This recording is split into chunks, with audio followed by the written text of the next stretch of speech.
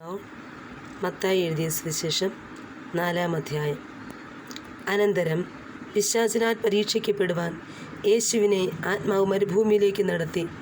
അവൻ 40 പകലും 40 രാവും ഉപവസിച്ച ശേഷം അവന് വിശന്നു. അപ്പോൾ പരീക്ഷകൻ അടുത്തു വന്നു, നീ ദൈവപുത്രനെങ്കിൽ ഈ കല്ല് അപ്പമായി തീരുവാൻ കൽപ്പിക്കുക എന്ന് പറഞ്ഞു. അതിന് അവൻ, മനുഷ്യൻ അപ്പം കൊണ്ട് മാത്രമല്ല ദൈവത്തിൻ്റെ വായിൽ കൂടി വരുന്ന സകല വചനം കൊണ്ടും ജീവിക്കുന്നു എന്ന് എഴുതിയിരിക്കുന്നു എന്ന് ഉത്തരം പറഞ്ഞു.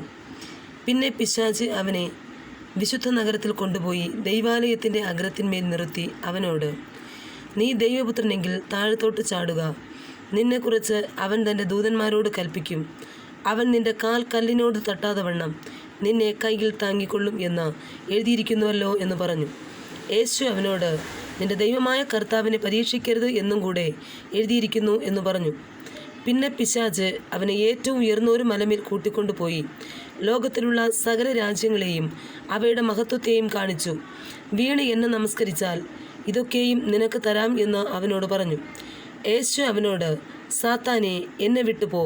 നിന്റെ ദൈവമായ കർത്താവിനെ നമസ്കരിച്ച് അവനെ മാത്രമേ ആരാധിക്കാവൂ എന്ന് എഴുതിയിരിക്കുന്നുവല്ലോ എന്ന് പറഞ്ഞു. അപ്പോൾ പിശാച് അവനെ വിട്ടുപോയി. ദൂതന്മാർ അടുത്തു വന്ന് അവനെ ശുശ്രൂഷിച്ചു. യോഹന്നാൻ തടവിലായി എന്ന് കേട്ടാറേ അവൻ ഗലീലയ്ക്ക് വാങ്ങിപ്പോയി. നസറത്ത് വിട്ട് സബ്ലൂൻ്റെയും നഫ്താലിയുടെയും അതിരുകളിൽ കടൽക്കരയുള്ള കഫർന്നഹൂമിൽ ചെന്ന് പാർത്തു.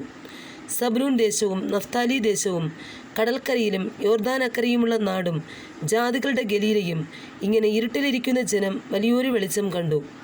മരണത്തിൻ്റെ ദേശത്തിലും നിഴലിലും ഇരിക്കുന്നവർക്ക് പ്രകാശമുദിച്ചു എന്ന് യെശയ്യാ പ്രവാചകൻ മുഖാന്തരം അരുളി ചെയ്ത് നിവൃത്തിയാകുവാൻ ഇടവന്നു. അന്നു മുതൽ യേശു സ്വർഗരാജ്യം സമീപിച്ചിരിക്കയാൽ മാനസാന്തരപ്പെടുവിൻ എന്ന് പ്രസംഗിച്ചു തുടങ്ങി.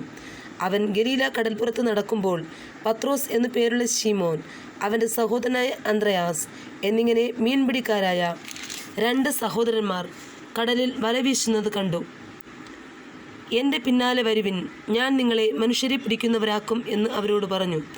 ഉടനെ അവർ വല വിട്ടേച്ച് അവനെ അനുഗമിച്ചു. അവിടെ നിന്ന് മുമ്പോട്ട് പോയാറേ സബദിയുടെ മകൻ യാക്കോബും അവൻ്റെ സഹോദരൻ യോഹന്നാനും എന്ന വേറെ 2 സഹോദരന്മാർ പടകിൽ ഇരുന്നു അവൻ്റെ അപ്പനായ സബദിയുമായി വല നന്നാക്കുന്നത് കണ്ടു. അവരെയും വിളിച്ചു. അവരും ഉടനെ പടകിനെയും അപ്പനെയും വിട്ട് അവനെ അനുഗമിച്ചു. പിന്നെ യേശു ഗലീലയിലൊക്കെയും ചുറ്റി സഞ്ചരിച്ചുകൊണ്ട് അവരുടെ പള്ളികളിൽ ഉപദേശിക്കുകയും രാജ്യത്തിൻ്റെ സുവിശേഷം പ്രസംഗിക്കുകയും ജനത്തിലുള്ള സകല ദീനത്തെയും വ്യാധിയെയും സൗഖ്യമാക്കുകയും ചെയ്തു. അവൻ്റെ ശ്രുതി സുറിയയിലൊക്കെയും പരന്നു. നാനാവ്യാധികളാലും ബാധകളാലും വലഞ്ഞവർ, ഭൂതഗ്രസ്തർ, ചന്ദ്രരോഗികൾ, പക്ഷവാതക്കാർ, ഇങ്ങനെ സകലവിധ ദീനക്കാരെയും അവൻ്റെ അടുക്കൽ കൊണ്ടുവന്നു. അവൻ അവരെ സൗഖ്യമാക്കി. ഗലീല, ദക്കപ്പൊലി, യെരുശലേം, യഹൂദ്യ, യോർദാനക്കരെ എന്നീ ഇടങ്ങളിൽ നിന്ന് വളരെ പുരുഷാരം അവനെ പിന്തുടർന്നു. ആമേൻ. Praise the Lord.